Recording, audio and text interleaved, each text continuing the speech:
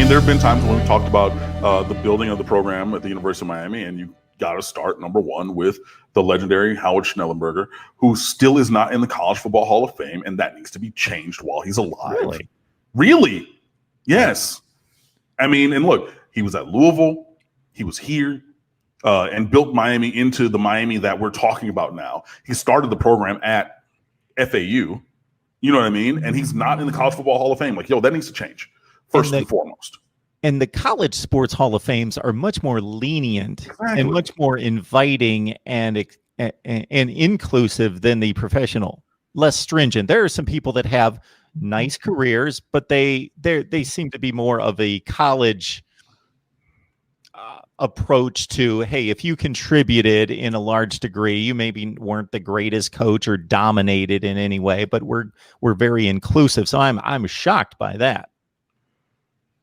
Yeah, I'm as well. And, you know, we've been kind of campaigning for it. I think we're going to write somebody did write a piece for State of the U about that.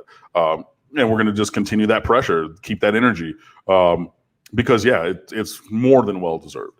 So you can go on stateoftheu.com and search that one. Also, the former managing editor, a good friend of mine, Lieutenant Philip Nolan, he had the opportunity to interview Howard Schnellenberger some years ago now.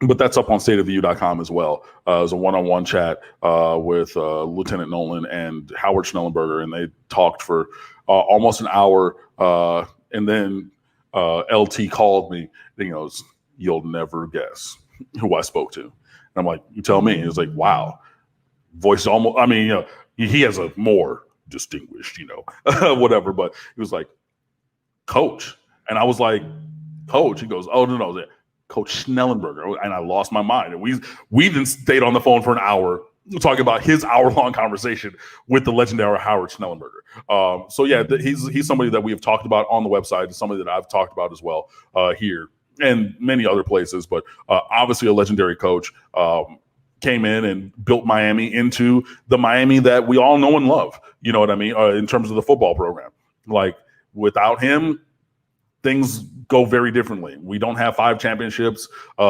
with, you know, and again, going back to the earlier question about 1 or 2 things going differently, Miami could have, 8, 9, like legitimately in these 40 years, could really, you know, have that many championships. That doesn't happen without Howard Schnellenberger. That doesn't happen without him focusing on the state of Miami for recruiting, you know, going into the inner cities where these coaches wouldn't go, you know, focusing on the guys from there instead of having them go to Southern or FAMU and things like that. Say, no, you're going to come to the University of Miami instead of letting them go to Florida State in Florida. Say, no, I know it's a small private school, but you're going to come here. We're going to build this and we're going to win.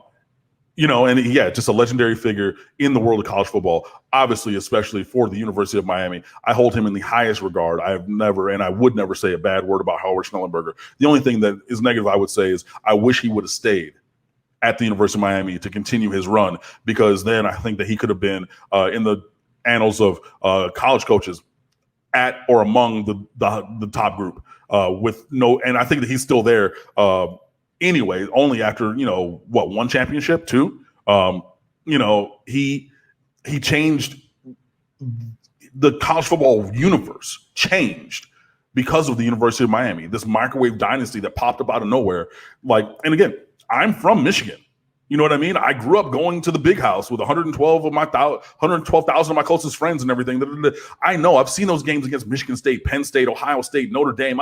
I know the long-term, you know, you go back to the teens and 20s and 1890s of football and da-da-da-da. I know all of that. Miami's been around basically in my living lifetime and has come to the forefront and out of nowhere. So even if you talk about Alabama, you know, claiming 19 championships and whatever, blah, blah, blah, or 27 million, whatever they claim, but they were good and then went away and then came back. Texas has been around. Da, da, da, da.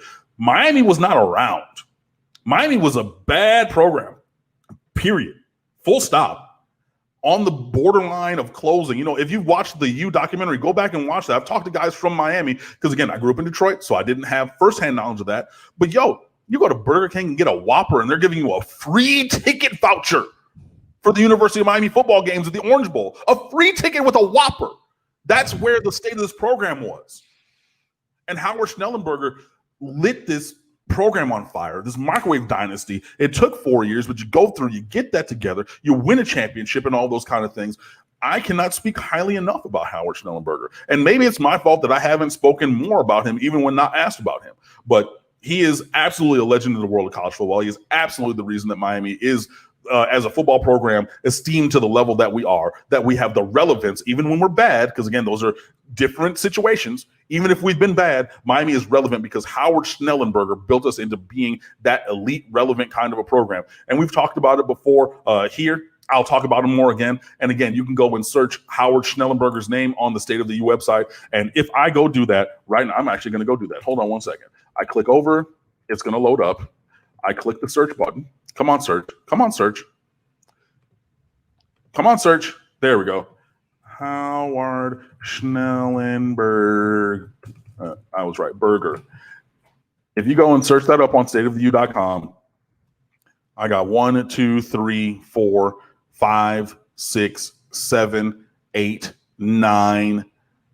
I have 10 pieces, and out of 53 that are tagged with Howard Schnellenberger, and that's just on searching his name on stateoftheu.com. So if you're looking for content about Coach Schnellenberger, then I would honestly send you there. Go and see that from the time that I've been blogging. Even that chat with Philip Nolan is right here. And if you follow me on Twitter at Underwood Sports, I'm going to tweet this out right now. A chat with Coach Schnellenberger. Yep, sorry. I was trying to spell that. And I'm going to tag in Lieutenant Nolan's new Twitter account. And I just posted that on my Twitter at Underwood Sports, that link to that conversation from, and I can actually tell you, from January 17th of 2013. So, you know, that is the thing that we've talked about. And hey, you know, sometimes you got to be reminded of greatness. And I appreciate you for bringing Howard Schnellenberger's name back to the forefront of my brain. And hopefully it is to the forefront of everyone's brain. And hopefully it is in the brains of those for the College Football Hall of Fame. And they elect him, as is way overdue for next year. But yeah, he's absolutely a legend at the University of Miami. And if I've done a disservice by not speaking about him enough, then I apologize. My perspective on Howard Schnellenberger was I was watching college football in 1983, and I was tracking it, and I was a diehard fan at that point. So I certainly remember 1983. And if you had any insight into what was happening in college football, even though we didn't have the advantage of the internet to track information and track personnel and everything, you could see Miami coming. Since 1979, Jim Kelly at quarterback.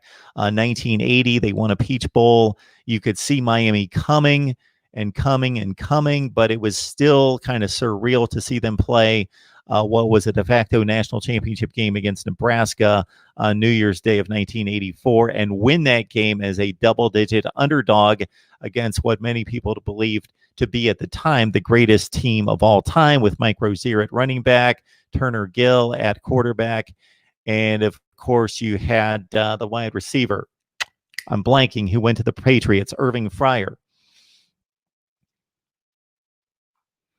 And that team lost 28-3 in the opener to Florida, then rallied with 10 consecutive wins, put themselves in a position to be number 5 in the country because of the obvious location draw and the way bowl games were selected at the time. The Big 8 had ownership of the Orange Bowl and hosted the Orange Bowl. If you notice the 1984 Orange Bowl game tape, you will see that Miami's wearing the road uniforms, and always did at the Orange Bowl, because even though they were playing in their home stadium, it was the Big 8 opponent, which was always Nebraska or Oklahoma, for the many times that Miami played in the Orange Bowl from that 1983 season through 1994 was the last time they played Nebraska in the Orange Bowl. So they had a couple dates against Oklahoma there in which they throttled Barry Switzer and company. And then, of course, against Nebraska in winning all those games against the Huskers. The first one was a classic 31-30 on the failed 2-point play that was deflected in the end zone on the Turner Gill pass to the, I think it was to Jeff Smith in the right flat. But the other games against the Huskers was a multi-talented Miami, fast, freakish, athletic Miami team crushing Nebraska 23-3, 22-0.